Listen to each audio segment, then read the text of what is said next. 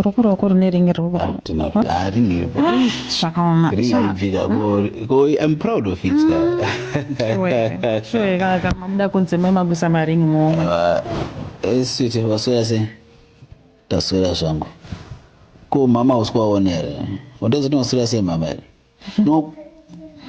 Kana come on, mwana mdiki. No. Afana tizira kuti anokwazisa munhu wese. Ndo zvatoziva izvozvo. Mwana mdiki. But mwana mdiki ari kutokura. Yes kana mwanangu. Afana kukura achiziva. Wajika. Good. Aiwa mwana mdiki unozoti vana vanoita zvinhu zvaka I know and namwana. But mugone wepwere ndasina. No, aizinya kuti aona mwana shit andete. Mwana una iye mwana wako. Andete. Mwana wako. Tukozisa mwana kuti anafana kukwasa mai, kukwasa baba. Ndo zvifanda zviitezo zvozvo. It's okay. Ndo uno. It's okay. Andete. Ndizvozvo. Ndizvozvo. Magona kamuna ukanganisa. Yeah.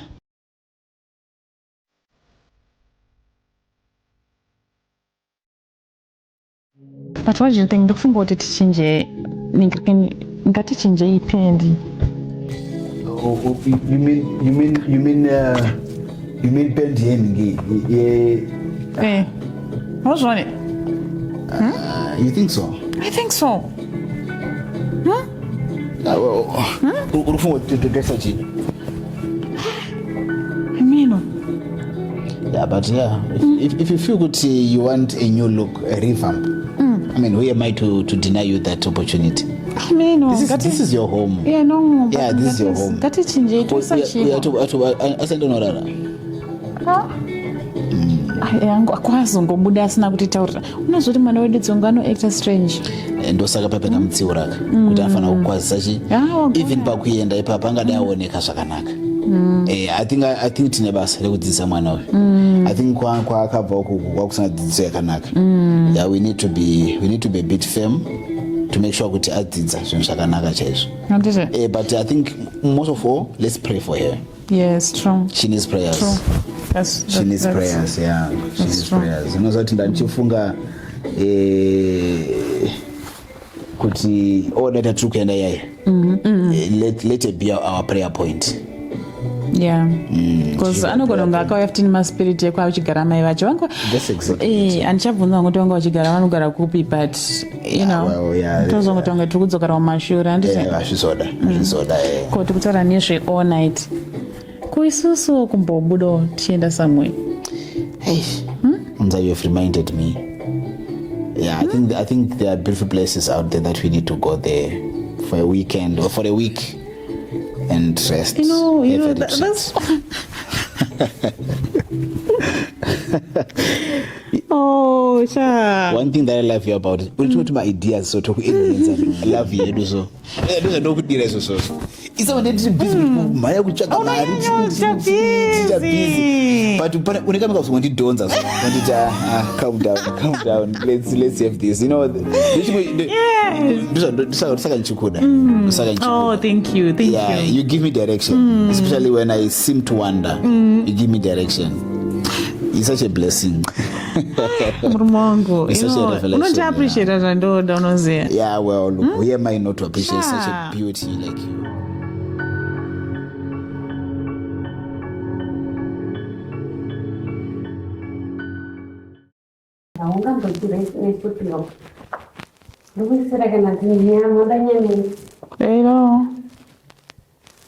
Hello. Tamo kama mkasi. Ndonzwa mukutopromisa na nyika yose. Umbama times uri kutsvaira mba ndidzere kati ndedhi vanongerekana vati shamwari dzangu dziri kuuya kana kuti vanhu vekuchechi vari kuuya. Iwe usati watsvaira mba hatizoita vanhu vakarongeka gire. Uyu mwana uyu wauramba uchita teki naye uchitadza basa rako kana ndisi kuzvifarira. Mwana uyu harisiro basa rako iwewe. Handiti? Urikunzwa? Saka ari kumwa iti yenguva iyi ari kumwa ikapu yakaiswa. Iti yenguva? Makuseni. Makuseni yenguva iyi? Iti dzinoidzi mwana akutomwa tii? Uzodhedha vasati vadya? Dedi munhu mukura. Yesu utomwa mukasi? Dedi munhu mukuru havangambokombleni. Tarisa ndidhedhe vari kuvharavhara madhoo. Enda unitarisa, unodongorera. Iwe se uchida kudya iwe uchapiwa poison nyaya kuda kudya. Uzvinzwa? Uchapiwa chi? Poison. Uchapiwa poison nyaya kuda kudya. Uda kudya too much.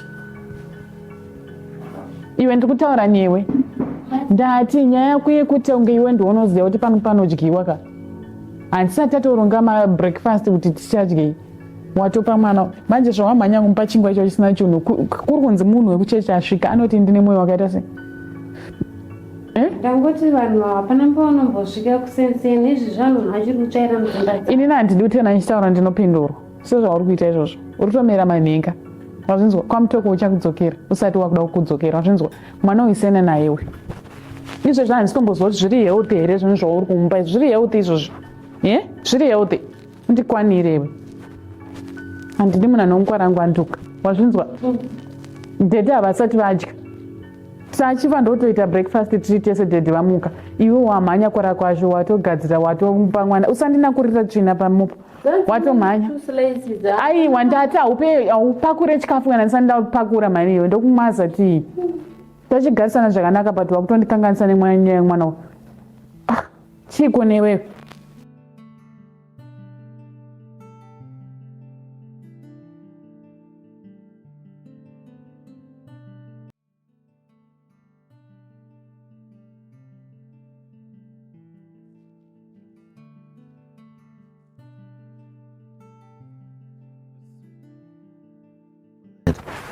Usakugara wega asi kutonora. Uya kuno yatigare kuno. Come. Musoro usati wagadzira. Kana kugera. Mama wakatosha kugera. Nyatsokuita zviri right. Nazoti ungosingaendi kuchikoro. Saka waiswera uchite. Na mama. Mama vaitengesa kumusika ndete. Saka maiswera muri kumusika. Okay. Yeah, tofana tuenda kuchikoro. Toda kuita plan yekuti tuende kuchikoro ndete. Tuende kuchikoro. Unodzidzawo nevamwe because I know you are a very intelligent girl. Ndakanzwa mama kuti you are very sharp, you are very intelligent. Ndete. Yeah, tosa kunotenda. Yeah, unongo kuta ungwene chisasa panapa pandita pane chisasa chandiri kuona chiri papeshi. Yeah, panoda mushonga. Chanotsvaga mushonga kuti tiutengera.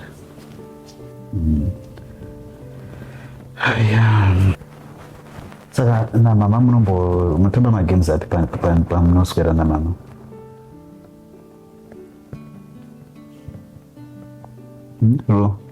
Ma? Amutambi magames na mama. Pamunoswera paipa muri mega. Tiri kubasa pai.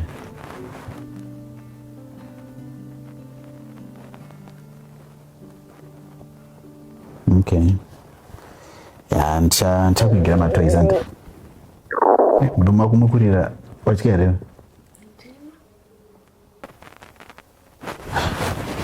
Usati wadya?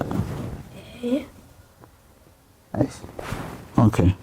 That's fine. No, I think getona tokutsvagira chekudya. Yasowa mama. Ufunga mama? Pana paka mama wako watu uri panapa. Panapa ndo pana mama wako. Ndete. Mama wako waunoswera nawo wewe ndo mama wako wao. Ndete. Ande mama wako wakauya wakangokusiya pagedhi. Vakatokusiya andi vakuudza panapa ndo pana dhedhe wako.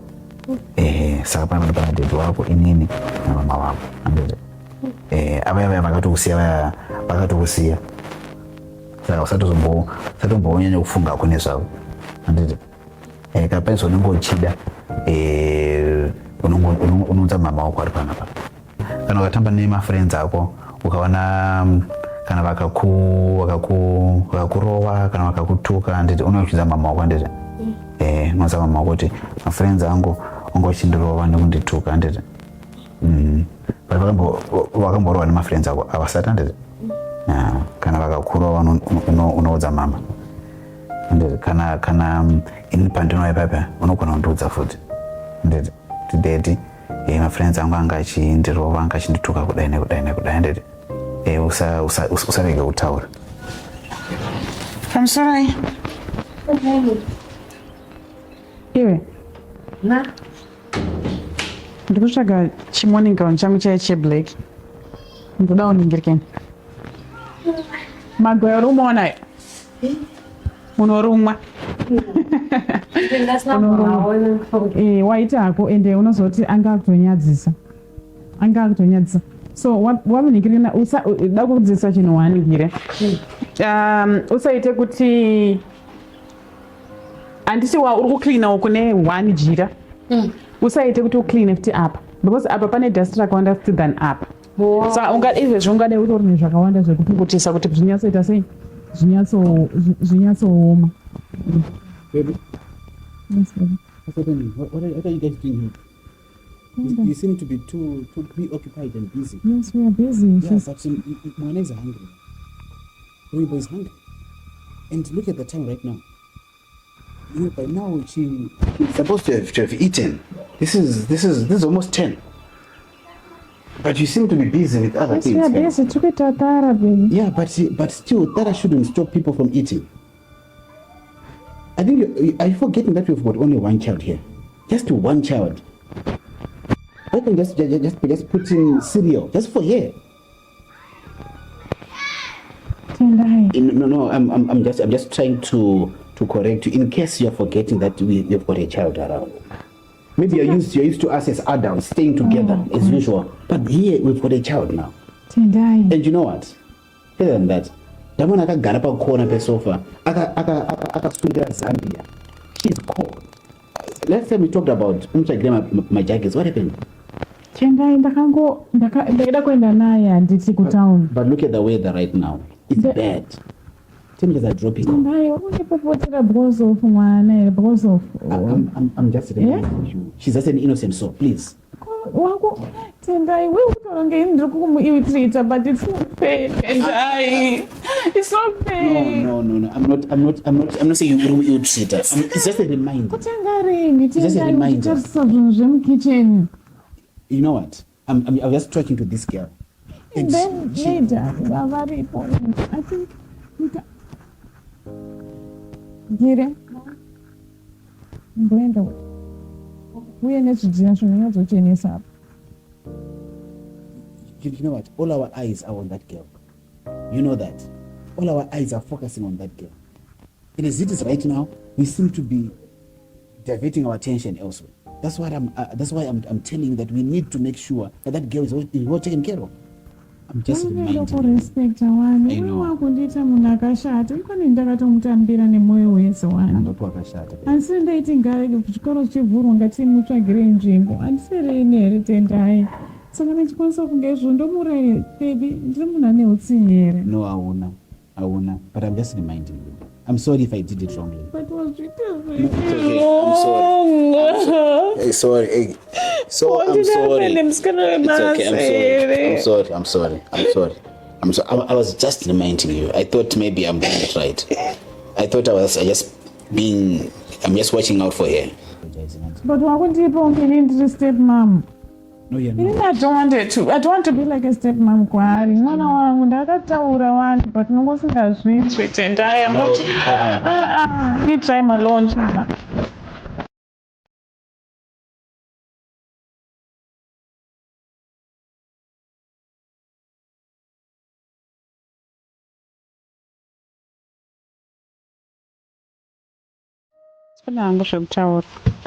What's the problem? Are you still angry? Thank you. See, Baba. Yeah, it's okay. Ungoshta samsora mako. Then chida. Kwa Mwana.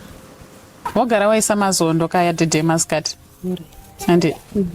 Usama wanze soti sezvawakaita unongomaboilisa ndozoya nchimasota inini. I miss those. ndosaka nhasi ndati muswere pamba kamoosha ichi naiwe unobva wapa mwana achitamba handiwanzoda kuti mwana adya achitamba ndandatomunzira sweet track randandaisa apa ndandada kuti atambe hake achiwanza energy achitamba manje wakumuigira mabiscuits anozomadya masikani nonga but no, it's okay as long as she's happy. It's okay. Let it be. Let them be. Yeah. Let them be. all right Yeah. Go and play. Go and play there. Ndemnatambo. Go and play there. Uindiano zonyanya. Go and play there akakamwana kepa next door aka. Kane mukonyo usingamboiti. Yeah. Mana wa Mr. Smith we. Anenge achitodzidzisa uyu chirungu. You know how it is. Yeah. I think it's a good thing. That fusion, inomubatsira kumbalance from remember that mwana uyu anga asingadi kuchikora. Yeah. Ayaswera pamusika namai wake and all saka there's a challenge. Saka antomboda kutombodzidzawo chirungu ichocho. Just being social. Kutamba nevamwe ikokoko. How is your mom and dad? I don't have a mom and dad. Being at home is very refreshing. It's very refreshing, yeah. I think we need to increase this family time. Yeah. But you know what? I've got something for you. Something? Yeah. I bought you this this. I want you to open it. It's just a little something, just to appreciate you, the work you're doing for our daughter. Sure. Just to appreciate you. For you, I can do anything. You know that, right? Just for me to appreciate you for the work that you're doing.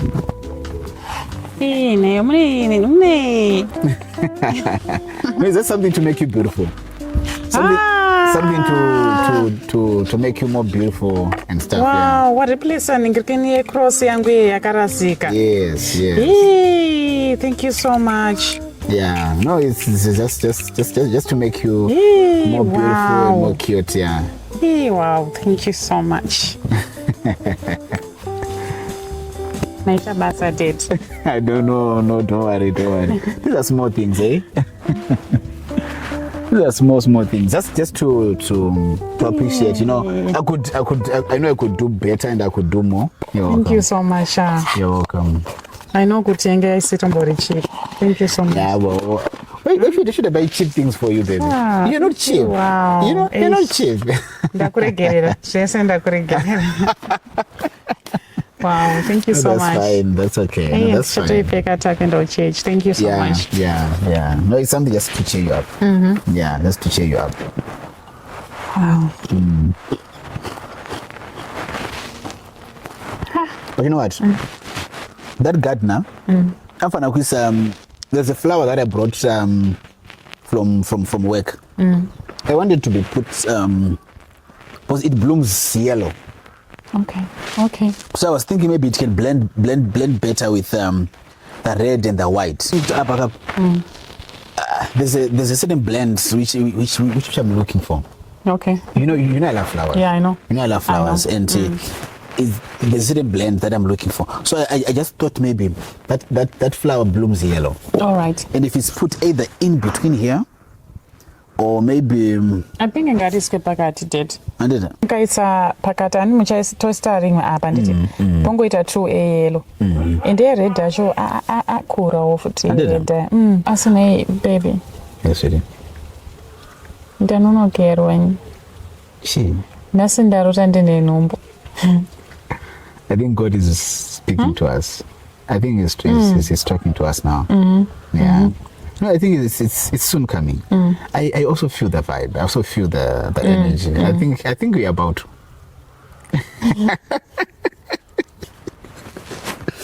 Right? Let's keep shooting. Let's keep shooting. Yeah. It reminds me of a certain story in the Bible, Yeah, a certain prophet. This guy was taught to shoot. And you know what? He only shot thrice. Yeah. And the prophet said, no, you're supposed to keep on shooting and shooting. Okay. So I'm taking a leave. All right. I'll keep shooting. I know. Please do. I'll get the target soon. I'll keep shooting. Yeah. You know, one thing that I've realized about God. God will never do what men can do. He can only do what men can't do. Yeah. So you know, as a husband to you, my wife, I would do what I'm capable of doing. But the issue of conceiving and everything, that's God's issue. Yes, right? Yeah, that's God's issue. Me, I'll shoot. Yeah, that's what I can do. Chete. Yeah. Anything about conceiving, let's leave it to God. Yeah, this is the owner. He's the one who owns life. Amen. So, you know, we don't need to worry much about that. Let's do what you could do as human beings. Baby, let's pray. You think so? Yeah. If you feel it, let's do it. Yeah, I'm feeling with the Holy Spirit. Okay. All right. Thank you so much. Mustrenyi baba rimwana komana rimwe iri. Amen. Jehovah muri mwari wamasimba. Tinokutendai nenguva ino. Tinokutendai nekutichengedzera imba yedu. Sure. Hakusi kungwara kwedu tinoswa tinosangana nezvinhu zvimhingamupinyi zvakawanda. Amen. Asi Mwari ndimunotikundisa. Amen. Tinokumbira murambe makatisimbisa. Ndimunoziya zvinhu zvatiri kuchemera muimba yedu yamakaropafadza. Muimba ine rudo.